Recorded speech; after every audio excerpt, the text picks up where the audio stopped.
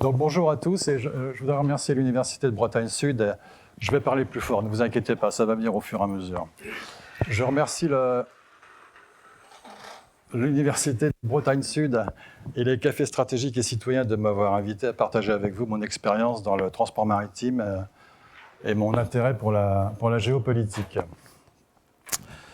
Donc le sujet, c'est la géopolitique du transport maritime international. Et l'objet de mon propos sera de vous faire une analyse économique et géopolitique des rapports de force qui tendent et sous-tendent le transport maritime international. Notre planète, notre belle planète, est sphérique et 70% de sa surface est couverte par les océans. Et pourtant, la mer ne représente que 0,1% de son volume et 0,02% de sa masse. Donc elle mérite bien le nom de Terre. Les mers, obstacles spatials et militaires, ont été de tout temps le lien entre les continents et pour le trafic et le transport des passagers et des marchandises. Les mers ont toujours été au centre des échanges mondiaux. Bonjour. Le droit maritime est ancien et son évolution a été lente parce que ses principes ont peu changé. Et aujourd'hui, le droit de la mer est régi par la Convention de Montego Bay, qui date de 1982 et qui est rentrée en application en 1994. Pour ceux qui prennent des notes, je vous signale que je suis à disposition pour vous envoyer le texte par email. Donc, comme il y a pas mal de chiffres, ça vous évitera de... Enfin, comme vous voulez d'ailleurs. Donc, au sommaire, il faut que j'utilise mon petit truc.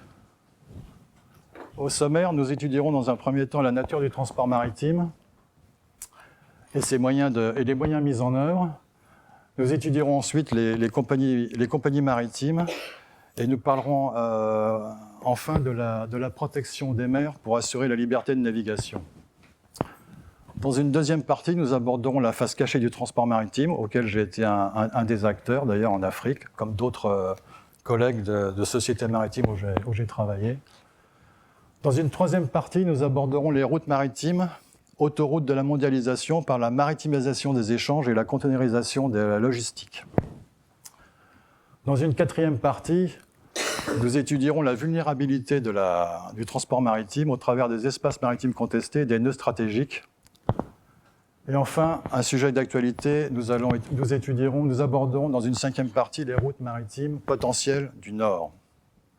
Donc en 50 minutes, nous allons faire le tour du monde sur la mer Jolie.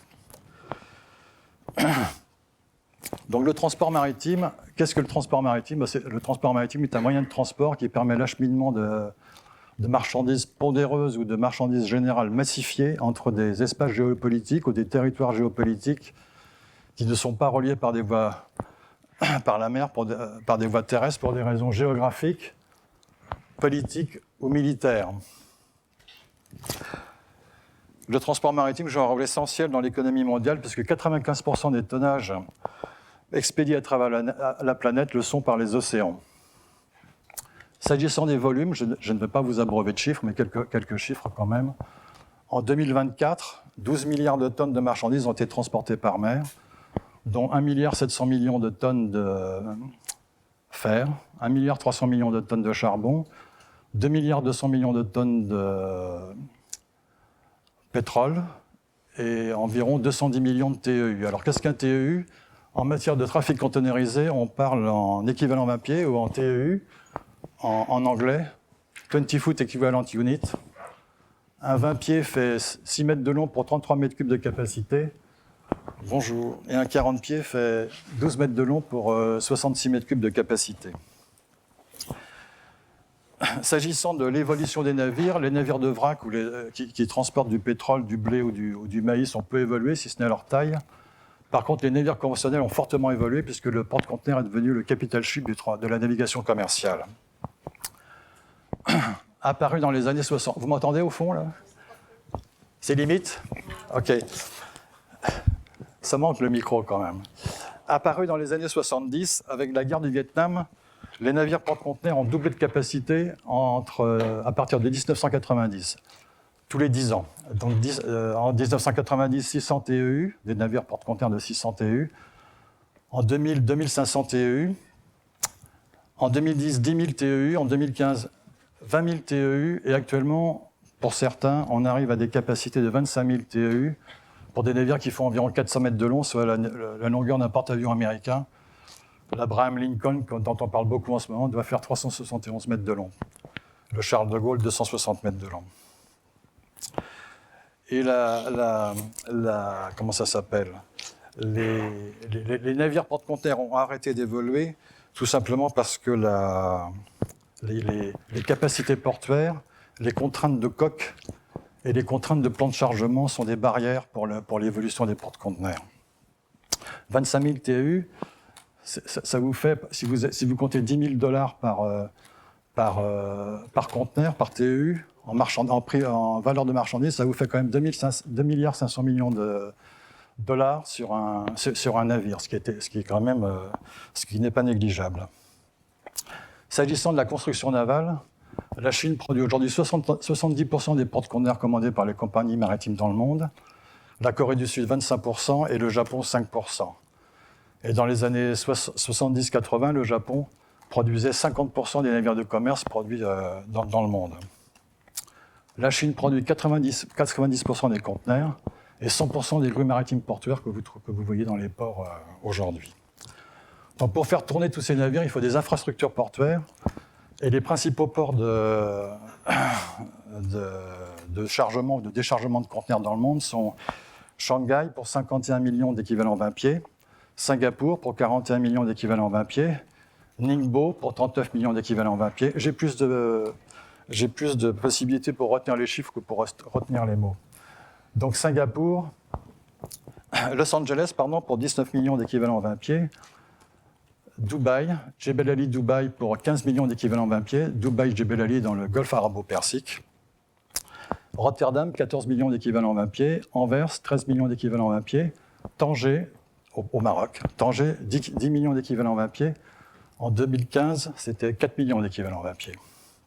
Et enfin, les ports français, tristement, Le Havre, 3 millions d'équivalents 20 pieds, et Marseille, 1 500 000 équivalents 20 pieds, et Dunkerque, port en eau profonde, contrairement à Anvers, 600 000 équivalents 20 pieds.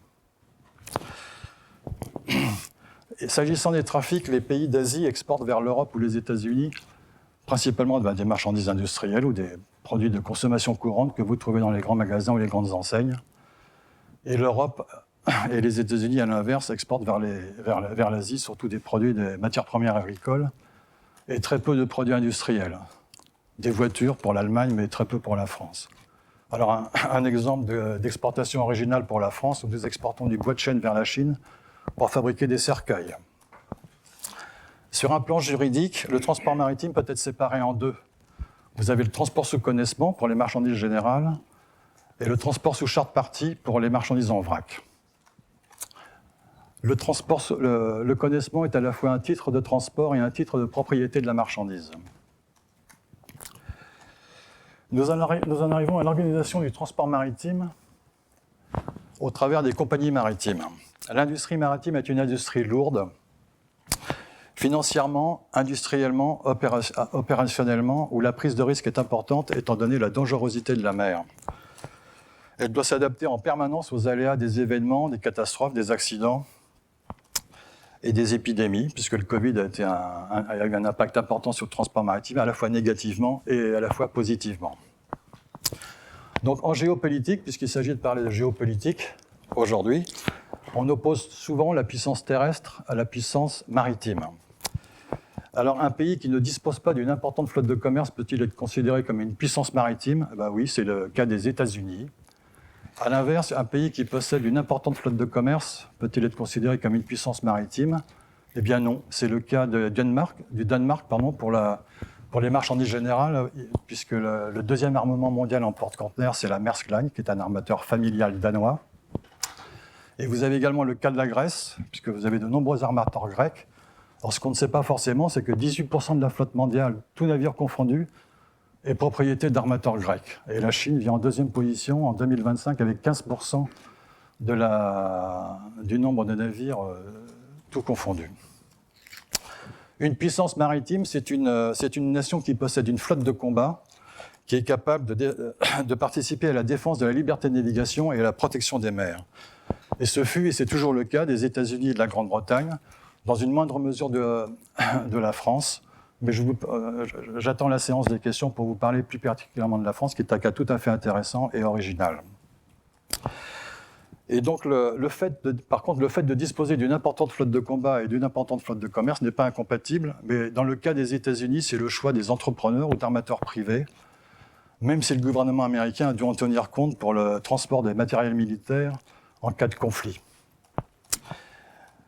Jusqu'à récemment, les États-Unis disposaient de 2 armateurs. Vous prenez des notes? Ah oui. Non, je vous laisserai mon email à la fin et ça vous évitera de tapoter. Ah, bah si vous aimez tapoter. Ah, bah tapotez. Ah, bah très bien, il n'y a pas de souci. Alors, où on est? Ah non, pas du tout. Ah bah non, non, c'est pour vous. Non, moi je suis... Donc les États-Unis disposaient de deux armements importants, donc la Sealand et l'American President Line. Sealand a été racheté par la Maersk en 1999, donc Maersk Line dont on a parlé tout à l'heure, et American President Line a été racheté par la CMA-CGM en 2016. S'agissant de la Grande-Bretagne disposait d'un armateur important qui s'appelle la P&O. Et P&O a fusionné avec la Ned Lloyd en 1996, c'est donc devenu P&O Ned Lloyd, et ils ont été rachetés également par la Maersk Line en 2005. D'autre part, à la sortie de la Deuxième Guerre mondiale, les États-Unis... Donc à la sortie de la Deuxième Guerre mondiale, les États-Unis ont entretenu une flotte de réserve qui était composée de Liberty Ships ou de navires de la Deuxième Guerre mondiale dans l'embouchure du Mississippi. Et à son apogée, cette flotte comprenait 347 navires. Et cette flotte avait pour utilité... Ah, c'est gentil. J'adore les glaces. C'est du café? Et il marche comment, votre truc, là? Ah, pardon, c'est allumé? Ah, excusez-moi. Je suis désolé, je me prends pas au sérieux du tout, donc il faut pas faire attention.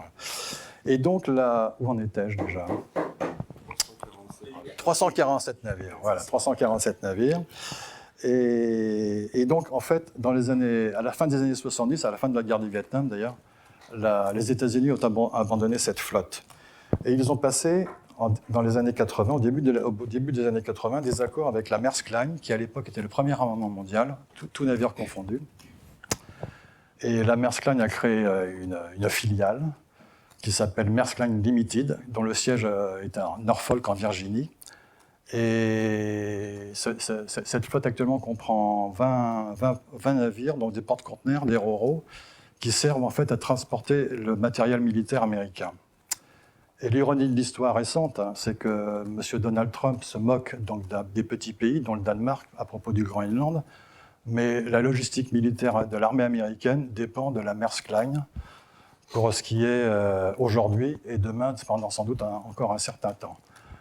Alors, s'agissant de Donald Trump, il aime les fables, il a oublié de lire La Fontaine, les fables de La Fontaine, et vous avez une fable qui s'appelle Le lion et le rat.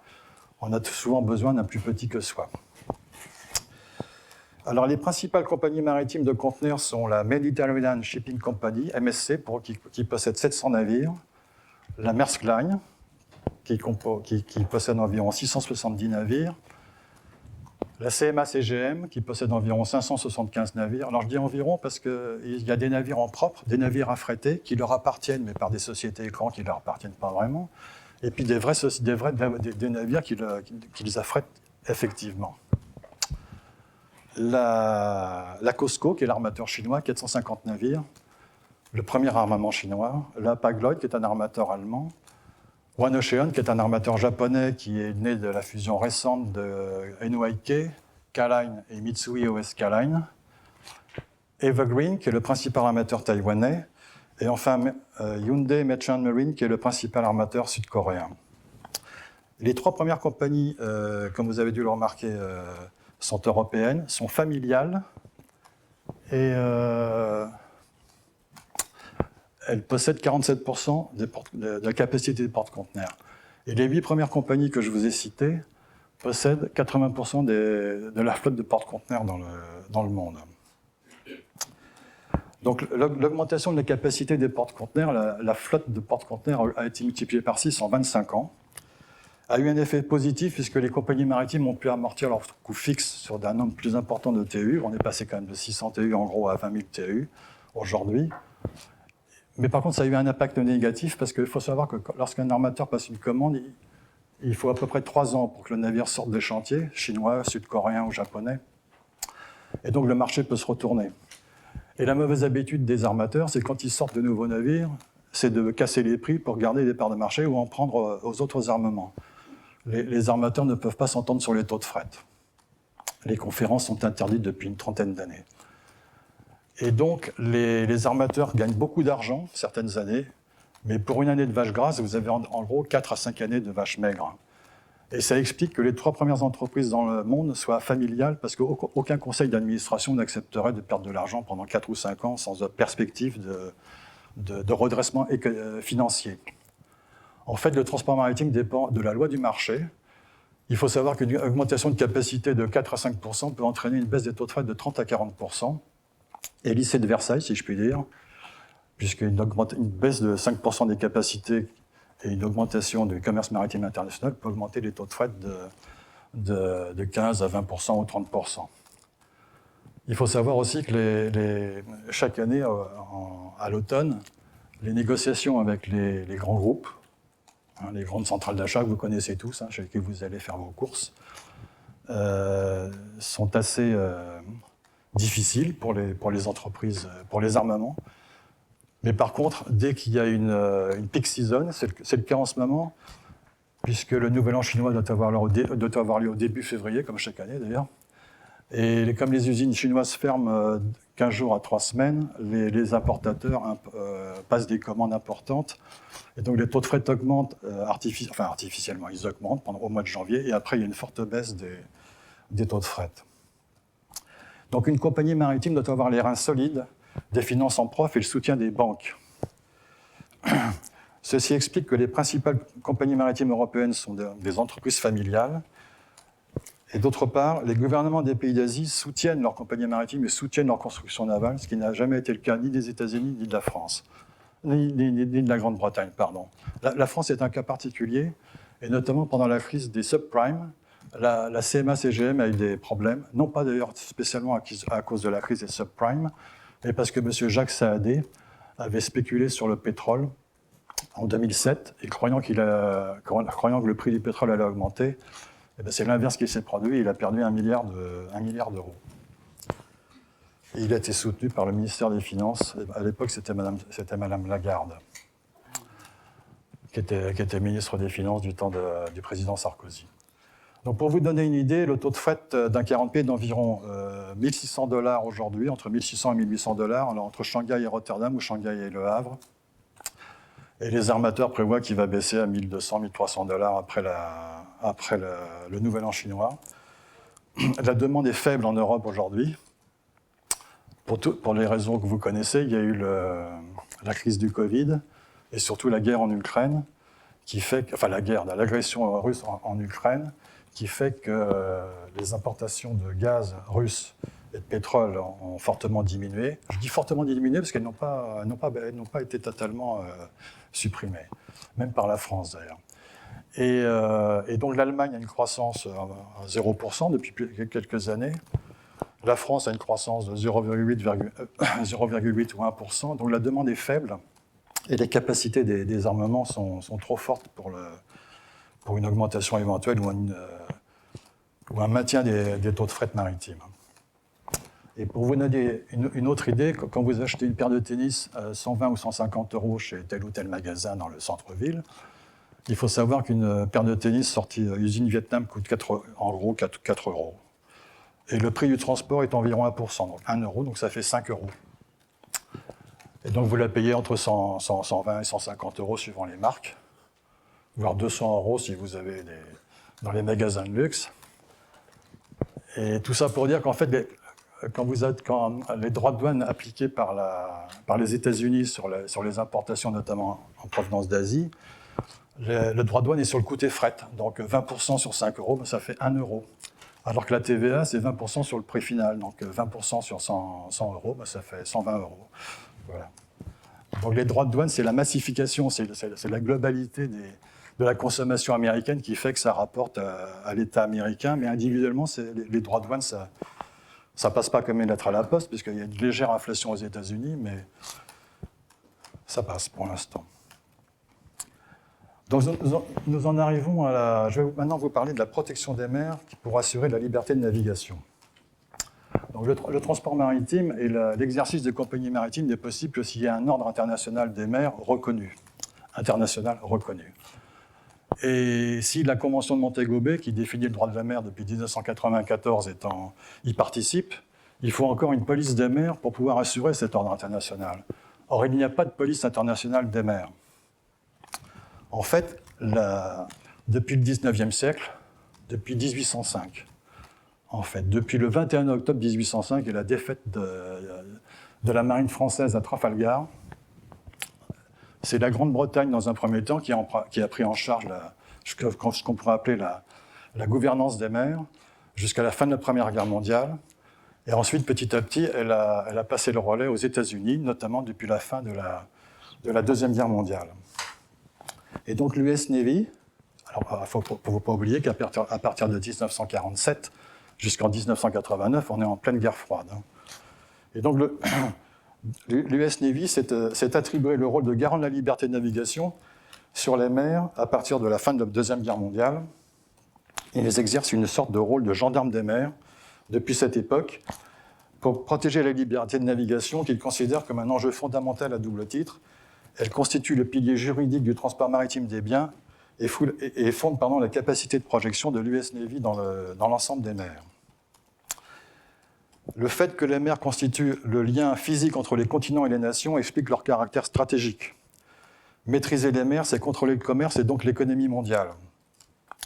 Peut-on s'avancer et dire qu'il y a un lien direct entre le contrôle des mers et la domination du monde? Eh bien, c'est l'avenir qui nous le dira, puisque nous assistons à la confrontation entre les États-Unis, qui sont une puissance maritime, la Russie, qui est une puissance terrestre assumée sans frontières, et la Chine, qui est une puissance continentale qui se dote d'une flotte de combat pour repousser la marine américaine du Pacifique Ouest.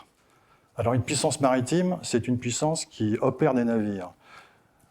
Une puissance continentale comme la Chine n'est pas pour moi une puissance maritime, c'est une puissance maritime qui construit des navires de combat, mais les flottes de combat chinoises, ou la flotte de combat chinoise, n'a jamais opéré en temps de guerre jusqu'à maintenant. La dernière fois que l'armée chinoise s'est frottée à un ennemi, c'était au Vietnam en 1978, et ils ont pris, je ne vais pas dire une déculottée, c'est un peu vulgaire, mais quelque part ça y ressemble. Ceci étant, la flotte de combat chinoise aujourd'hui, c'est environ 600 navires, 9 pour la plupart, et la flotte de combat américaine, c'est 400 à 450 navires, dont un certain nombre sont déjà anciens. Il faut savoir que les chantiers navals américains, enfin les chantiers navals pour les navires de guerre ont des soucis, de gros soucis même, alors que la flotte les chantiers navals chinois peuvent vous sortir un porte-avions tous les 6 ans et une frégate tous les 3 mois. Et nous, on sort un porte-avions tous les 30 ans, quoi. Les intérêts de la dette qu'on va payer cette année correspondent au prix de 4 porte-avions. 4 Charles de Gaulle, ou 4 futurs porte-avions. Donc celui qui a le mieux défini ce que représentait la maîtrise de la mer est Sir Jolyon Corbett, c'est un historien britannique, 1854-1922. Il a publié un livre en 1911 qui s'appelle « Principes de stratégie maritime », que vous trouvez d'ailleurs aux éditions Economica, j'ai vérifié chez Cheminant, vous pouvez le commander si ça vous intéresse. Et il dit ceci: « La maîtrise de la mer ne signifie rien d'autre que le contrôle des communications maritimes pour des objectifs militaires ou commerciaux. L'objectif de la stratégie navale est le contrôle des communications et non, comme sur Terre, la conquête d'un territoire. » Et s'agissant de la puissance maritime, la stratégie américaine a été fortement influencée par l'amiral américain Alfred Mahan, 1840-1914. Alors, il faut savoir qu'Alfred Mahan est considéré comme l'un des pères fondateurs de la géopolitique. Donc il était persuadé qu'une puissance maritime l'emporterait sur une puissance continentale. Et en 1890, il a d'ailleurs écrit un livre qui s'appelle « Influence of Sea Power upon History », que vous pouvez commander aussi chez Cheminant, mais comme il est publié en anglais, c'est au 2e étage. Je dis ça pour les puristes. Et donc, Mahan a donné aux États-Unis la vocation de devenir une puissance maritime, estimant que Washington n'avait d'autre choix que de projeter son influence pour peser sur les affaires du monde, conforter sa puissance et parvenir au premier rang mondial. Et le seul moyen pour atteindre cet objectif était selon lui la puissance maritime qui permet le contrôle des espaces maritimes et des couloirs stratégiques des océans. Alors pour relativiser, je vous invite à lire le livre 9, chapitre 9 de l'Esprit des lois de Montesquieu, qui est tout à fait intéressant. C'est une quinzaine de pages, donc ce n'est pas très très long. Et dans ce chapitre, Montesquieu dit, je cite, « Toute grandeur, toute force, toute puissance a ses limites ». Et je dis ça parce que si les États-Unis ont gagné la guerre froide, la guerre du Vietnam, la guerre d'Irak et la guerre en Afghanistan ont montré les limites de la puissance maritime des États-Unis. Et je dis ça aussi parce que tout à l'heure, je vous parlais de la victoire de la défaite de Trafalgar pour les Français et la victoire pour les Anglais. Le 21 octobre 1805, la marine française perd la bataille de Trafalgar, et le 2 décembre 1805, l'armée française gagne la bataille d'Austerlitz. Et il a fallu 10 ans à l'Angleterre, ou à la Grande-Bretagne à l'époque d'ailleurs, pour arriver à bout des velléités d'expansion de la France avec la défaite de Waterloo.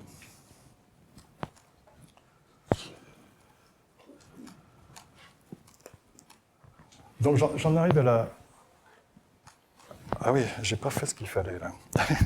Excusez-moi, je suis un petit coquin. Alors, on en est où? Voilà. J'en arrive à la face cachée du transport maritime.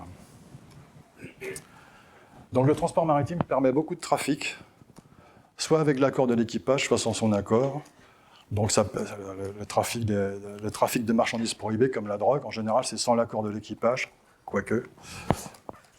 Le trafic de clandestins, le trafic d'êtres humains. Et enfin, le trafic des documents maritimes pour camoufler la provenance d'une marchandise. Alors, en matière de trafic de marchandises, il y a une gradation dans le non-respect du droit. Alors, je vous dis ça pour me protéger un petit peu, parce que je suis filmé. Donc j'ai travaillé en Afrique dans la société Delmas-Vieljeux, en Afrique entre 1980 et 1988. Et donc, dans les années 80, il y avait les exportateurs de café et de cacao étaient soumis à des quotas pour éviter la baisse tendancielle du prix des matières premières agricoles.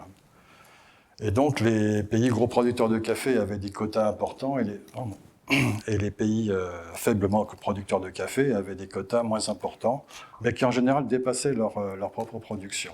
Il y avait même des pays qui ne produisaient pas de café qui avaient des quotas d'exportation.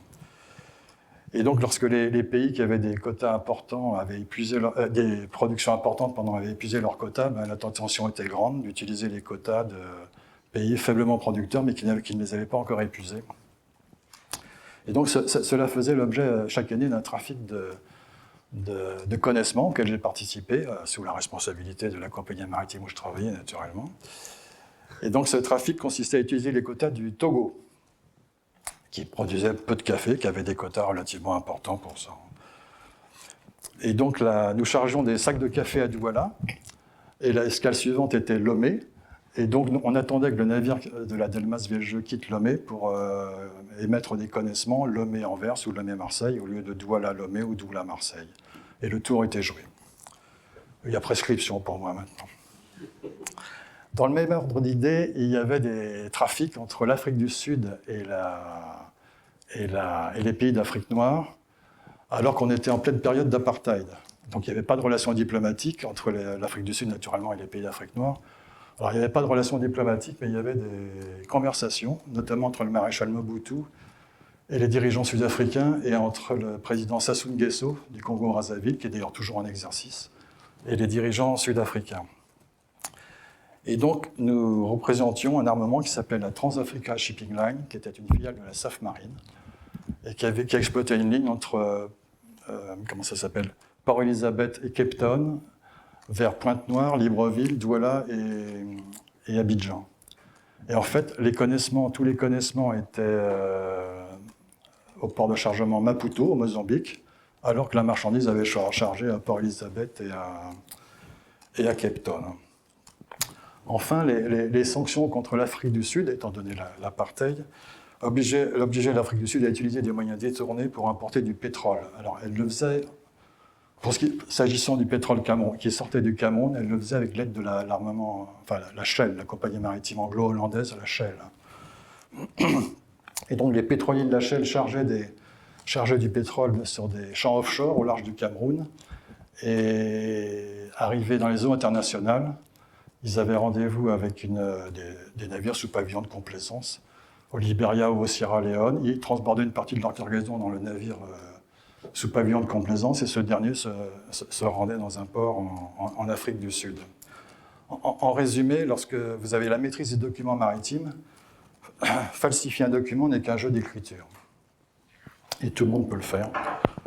C'est assez simple. Surtout quand on a la signature du document. Donc j'en arrive aux pavillons de complaisance. Alors les pavillons de complaisance sont apparus à la fin des années 50. Les pavillons de complaisance n'ont rien d'illégal. Ces pavillons permettent toujours d'ailleurs de payer moins de taxes fiscales et d'employer des équipages qui ne sont pas soumis à une législation du travail exigeante. Mais ces pavillons permettent aussi à des armements maritimes peu scrupuleux ou à des pays peu scrupuleux de participer à des trafics illégaux, détourner des sanctions, par exemple. Nous l'avons vu pour le cas de l'Afrique du Sud. Et c'est vrai aujourd'hui, et depuis un certain temps pour la Corée du Nord, pour l'Iran, depuis les années 80, pour l'Iran, et aujourd'hui pour la Russie, avec sa flotte fantôme qui est estimée à 800 navires. S'agissant des pavillons de complaisance, un certain nombre d'entre vous, qui doivent avoir à peu près le même âge que moi, doivent se souvenir de la catastrophe du Torrey Canyon en 1967, au large des côtes britanniques, et la catastrophe de l'Amoco Cadiz en 1978 sur les côtes bretonnes. Donc c'était des navires sous pavillon libérien, affrétés par des compagnies américaines, notamment Amoco Cadiz, c'était la compagnie Amoco.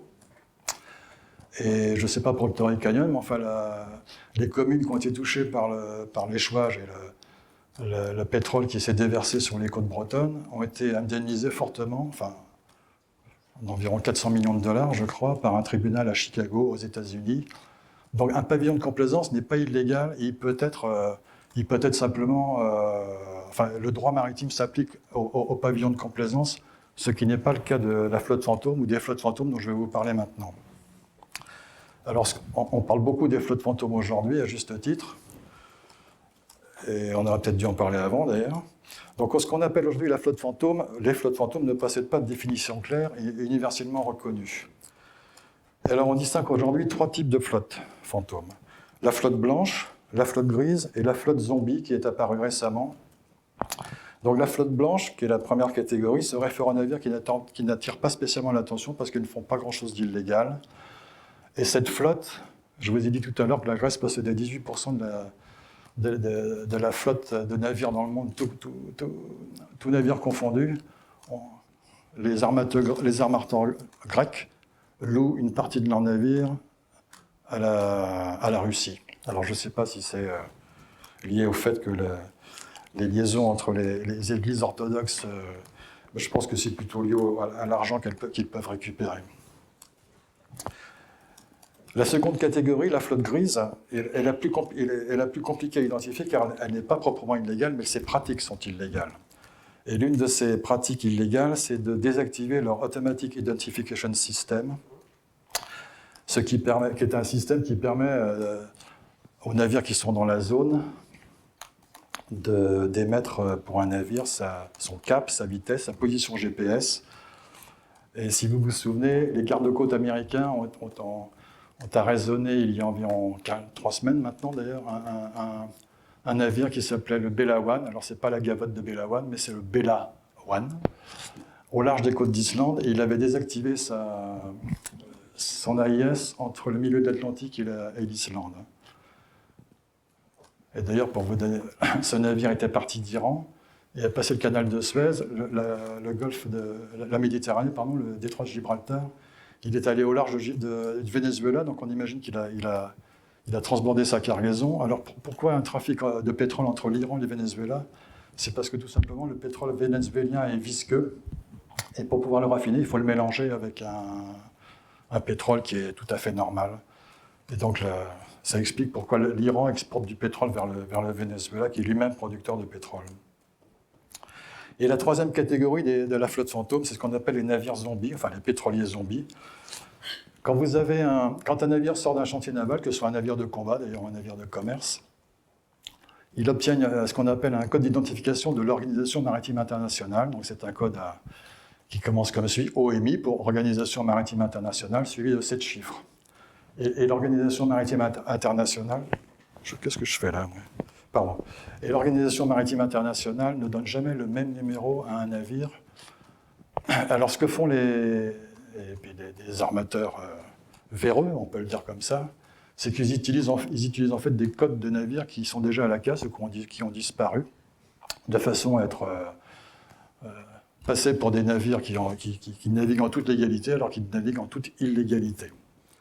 Quant à la question de savoir si l'armement russe, le navire russe qui a été arraisonné récemment par les Français et par les Britanniques, est en contravention par rapport au droit maritime, en fait, c'est le juge d'instruction qui va dire si les papiers qui ont été fournis par le commandant, qui est indien d'ailleurs, avec un équipage indien, est en conformité avec le droit. L'autre défaut des navires de la flotte fantôme russe, ou iranienne d'ailleurs, c'est l'âge des navires. Ils sont souvent très âgés ou assez âgés. Alors il faut savoir qu'un navire est âgé un peu comme les chats quand il a 15 ans, quoi. Et la technologie évolue très très vite. Et les navires qui ont 15 ou 20 ans d'âge n'ont pas été soumis aux mêmes normes environnementales que les navires récents. Donc ils présentent quand même des dangers pour la navigation et pour les côtes, parce qu'ils naviguent au large des côtes européennes ou autres. Et une autre caractéristique de cette flotte, c'est de faire du transbordement de navire à navire. Donc on en a déjà parlé pour la Shell, les pétroliers de la Shell, quand j'ai parlé de l'Afrique du Sud. Et donc les cargaisons de pétrole ou de gaz sont parfaitement adaptées pour des pratiques de ce type qui permettent à la Russie d'exporter son pétrole, non pas comme elle en a envie, mais enfin, ça lui donne quand même des bonnes sources de devises pour son industrie de défense. Alors, la flotte fantôme est aussi le bras armé de la Russie, de l'influence russe, puisque Moscou ne se contente pas d'utiliser des bateaux de la flotte fantôme pour brouiller les pistes, elle les utilise aussi dans le cadre de sa guerre hybride. Dans ce contexte, des navires sont suspectés d'avoir endommagé des câbles sous-marins et des pipelines dans la mer Baltique. Alors j'en arrive. Voilà. À partir de maintenant, il y a des cartes, donc ça va être plus facile pour nous de suivre. Donc les routes maritimes.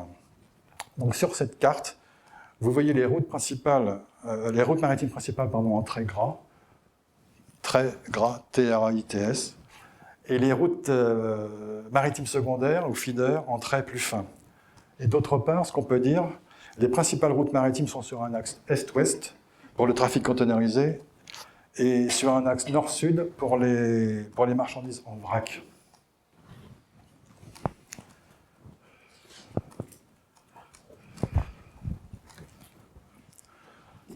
Attendez. Voilà. Non, attendez. Il faut que je bouge un peu. Voilà.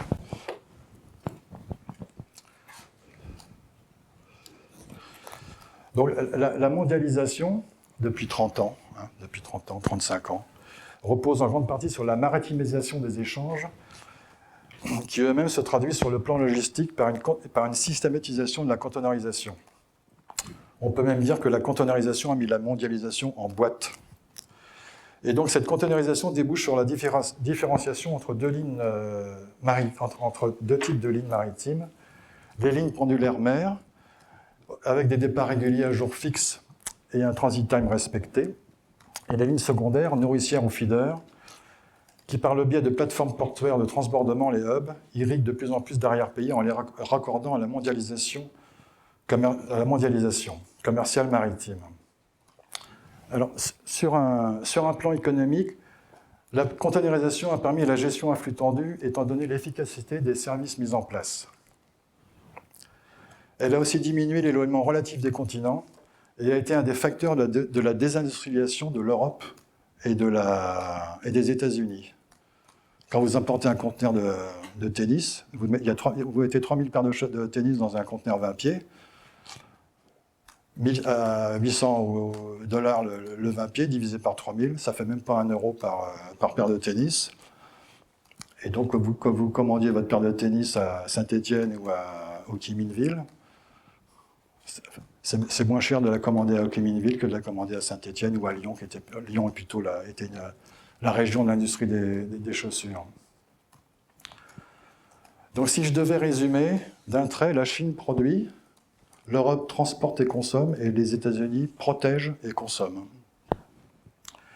Sur un plan stratégique, la containerisation et la concentration des compagnies maritimes avec le gigantisme des navires porte-conteneurs conduit à une polarisation des flux maritimes sur des lieux stratégiques, les ports et les passages obligés, ou nœuds stratégiques.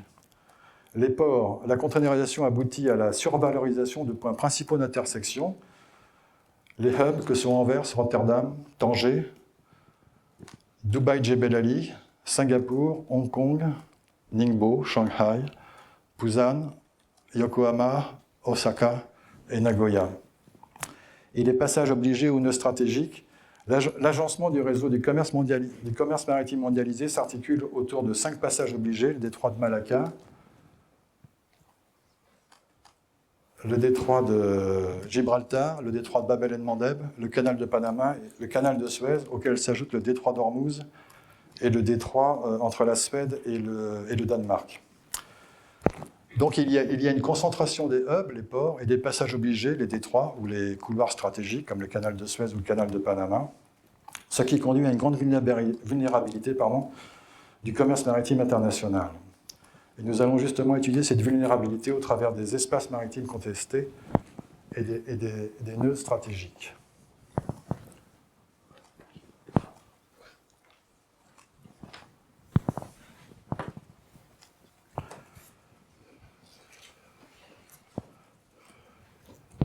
Donc les détroits sont des passages resserrés entre deux mers. Ils donnent aux pays qui les contrôlent un fort atout stratégique. Les océans et les mers donc, sont aujourd'hui le théâtre de nombreuses tensions susceptibles de dégénérer en conflit. Et certaines tensions géopolitiques ont tout particulièrement révélé la vulnérabilité des principales routes maritimes.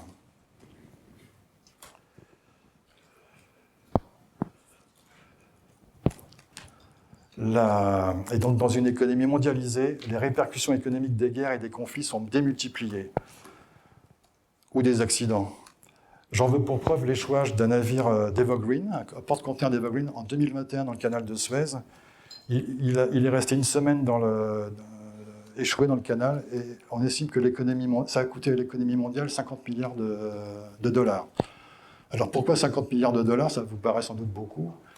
Si vous avez 5 millions d'entreprises en Europe qui ont été impactées par cet échouage, puisque les entreprises gèrent leur stock à flux tendu, vous multipliez 5 millions, si chaque entreprise a été impactée en moyenne de 10 000 dollars, 10 000 dollars par 5 millions, ça fait 50 millions de dollars. 50 milliards de dollars, pardon.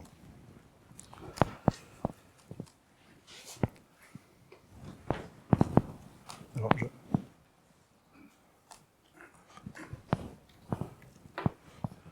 Donc je vais vous parler maintenant des espaces contestés et des tensions du nord au sud.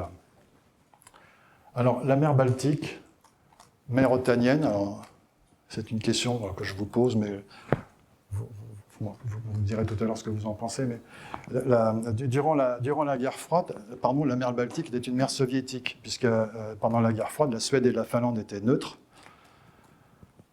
Les États baltes et naturellement la province de Kaliningrad faisaient partie intégrante de l'URSS, et la Pologne et l'Allemagne de l'Est faisaient partie du pacte de Varsovie.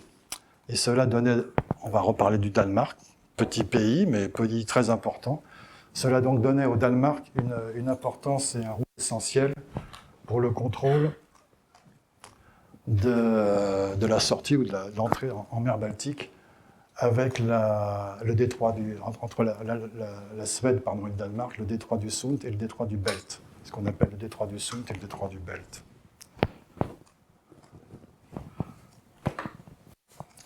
Donc les actes d'hostilité de la Russie vis-à-vis des pays de l'OTAN sont la continuation de la guerre en Ukraine par d'autres moyens. Depuis le début de l'agression en Ukraine, le 24 février 2022, la Russie s'est engagée dans une série d'actions limitées contre des pays européens ou de l'OTAN, dont chacune prise séparément ne saurait justifier le recours aux extrêmes, mais dont l'effet cumulatif pourrait à terme s'avérer intolérable. Or, on entend souvent dire que la mer Baltique est devenue otanienne puisque la Suède et la Finlande, parce que la Suède et la Finlande ont intégré l'OTAN. Personnellement, je n'en crois rien, puisque la province de Kaliningrad et la région de Saint-Pétersbourg permettent aux navires russes de pratiquer des opérations de nuisance contre des câbles sous-marins ou des pipelines aux pays de l'Union européenne. Ainsi, les navires de la flotte fantôme russe sont transformés en armes par destination ou en vecteurs d'armes par destination lorsqu'ils transportent des drones. Selon moi, la mer Baltique est en fait un couloir entre deux espaces otaniens et est devenue une autoroute maritime et aérienne pour les menaces russes. Et j'observe qu'en cas de conflit, les Russes seraient parfaitement capables d'imiter les Ukrainiens avec des drones navals et gêneraient considérablement les flottes de combat de l'OTAN en mer Baltique. Rappelons enfin que la mer Baltique est une artère vitale pour la Russie, de même que la mer Noire.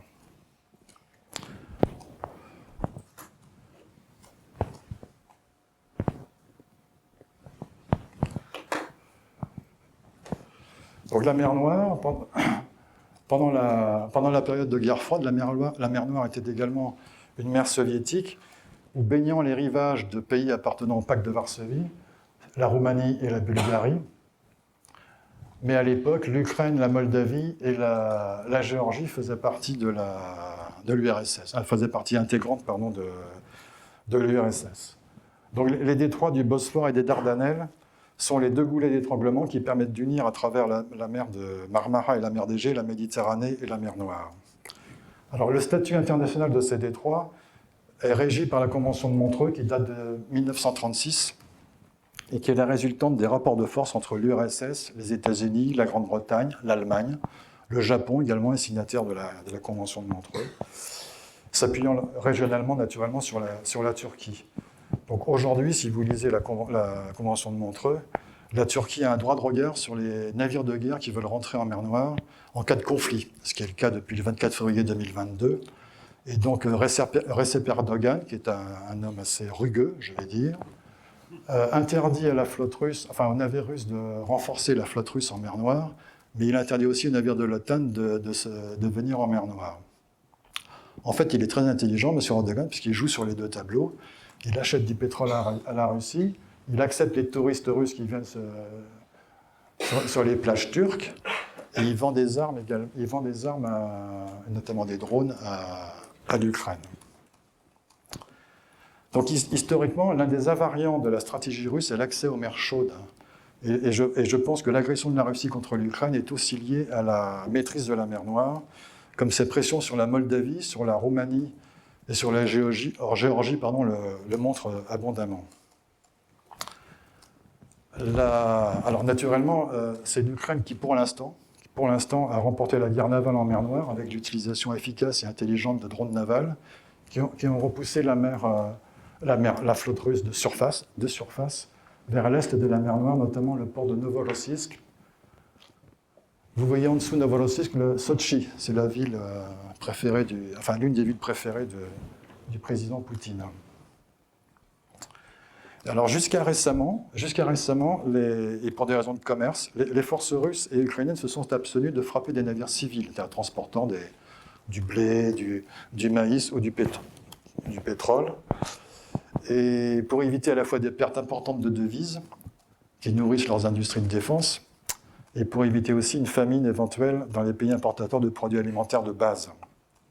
Par contre, la Russie frappe régulièrement le port d'Odessa, et l'Ukraine ne réplique pas sur la flotte civile russe, Tout simplement parce que si les Russes s'amusent à taper les navires ukrainiens, la seule façade maritime pour l'Ukraine, c'est la mer Noire. Donc l'Ukraine serait beaucoup plus perdante que la Russie. Alors j'ai dit jusqu'à récemment, parce que je crois que les Ukrainiens, il y a environ un mois, ont tapé un pétrolier russe qui était léger, enfin qui n'avait plus de cargaison à bord. Et je crois que les Russes ont tapé 2 navires civils ukrainiens il y a environ 15 jours. Donc en 2024, l'Ukraine, par la mer Noire, a exporté 16 millions de tonnes de blé et 32 millions de tonnes de maïs. Et la Russie a exporté 42 millions de tonnes de blé et 3 millions de tonnes de maïs. Et en 2025, très officiellement, 60 pétroliers russes sont escalés en France, 40 à Fos et 20 au Havre. Alors, ils étaient censés transporter du pétrole kazakh. Comme c'est le cas, le Kazakhstan est un pays très important au niveau des exportations de pétrole. Et donc, le pétrole est chargé à Novorossiysk, dans l'est. Ah oui, alors l'oléoduc qui est censé amener le pétrole kazakh, donc du Kazakhstan, vers Novorossiysk, est en fait un oléoduc qui appartient à 40% à la Russie. Mais je ne sais pas si c'est peut-être du pétrole kazakh. Hein, c'est mon ironie mordante qui me fait croire que ce n'est pas tout à fait du pétrole que kazakh. Mais...